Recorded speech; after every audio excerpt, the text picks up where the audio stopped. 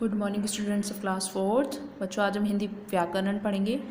Chapter 1 बिन भाषा सबसून भाषा लिपि और व्याकरण। तो इस चैप्टर में हम भाषा लिपि और व्याकरण के बारे में पढ़ेंगे।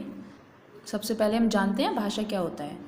विचारों को एक दूसरे तक पहुंचाने के माध्यम को भाषा कहते हैं, या हम कह सकते हैं कि भाषा वह साधन है जिसके द्वारा हम अपने विचारों का आदान प्रदान करते हैं। हम दूसरों को अपनी बात बोलते हैं, दूसरों की बात समझते हैं, सुनते हैं, वही अब हमारी भाषा होती है। बच्चों, भाषा के दो रूप होते हैं, मौखिक और लिखित। मौखिक होता है जिसमें हम कुछ बोल कर प्रकट करते हैं, यानी कि बातचीत मुख के द्वारा की जाती है। हम बोलकर दूसरों की बातों को उनको समझाते हैं और समझते हैं। दूसरा है हमारा लिखित। लिखित भाषा होती है जिसमें हम लिख कर कोई भी चीज़ प्रकट करते हैं। तो हमारे दो रूप होते हैं भाषा के, मौखिक और लिखित। उसके बाद भाषा के कौशल होते हैं जिसमें आता है सुनना, बोलना, पढ़ना, लिखना। ये चार आपके भाषा के कौशल होते हैं। बच्चों, ये कौशल तभी सही होते हैं जब इनका कोई ना कोई अर्थ निकलता है, यानी कि जो निरर्थक बातें होती हैं वो भाषा नहीं होती हैं। उसके बाद देखिए, यहाँ में कुछ चित्र दिए हुए हैं जो कि भाषा का रूप हम इनको नहीं कह सकते हैं। जैसे देखो, यहाँ एक बच्चा रो रहा है।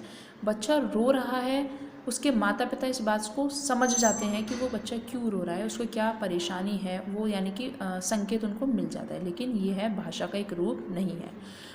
पशु पक्षी होती हैं, उनकी भी आवाज़ें होती हैं, उनकी भी बोलियां होती हैं। वो आपस में एक दूसरे को संकेत देते हैं, आकर्षित करते हैं, लेकिन वह भी भाषा का रूप नहीं है। उसके अलावा देखिए, हमें यहाँ कुछ और संकेत दिए हुए हैं जिन संकेतों से हम समझ जाते हैं कि लाइक स्कूल पर आगे, सड़क पर आगे स्कूल होने का संकेत होता है, या अस्पताल के पास हॉर्न ना बजाने का संकेत होता है, या मजदूरों के काम का होने का संकेत होता है। बट ये भी पूर्ण रूप से भाषा का रूप नहीं होते हैं।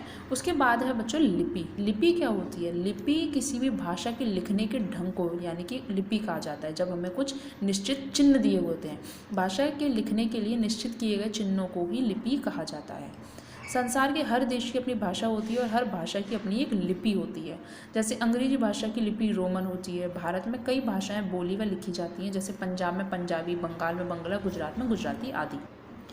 भारत में बोली जाने वाली कुछ भाषाएं में उनकी लिपियां में दी हुई हैं, जैसे हिंदी, गुजराती, मराठी की देवनागरी लिपि होती है, बंगला की बांग्ला ही होती है, पंजाबी गुरुमुखी, उर्दू फारसी, तमिल ब्राह्मी, अंग्रेजी रोमन। तो ये भाषाओं की लिपि होती है। उसके बाद देखिए व्याकरण।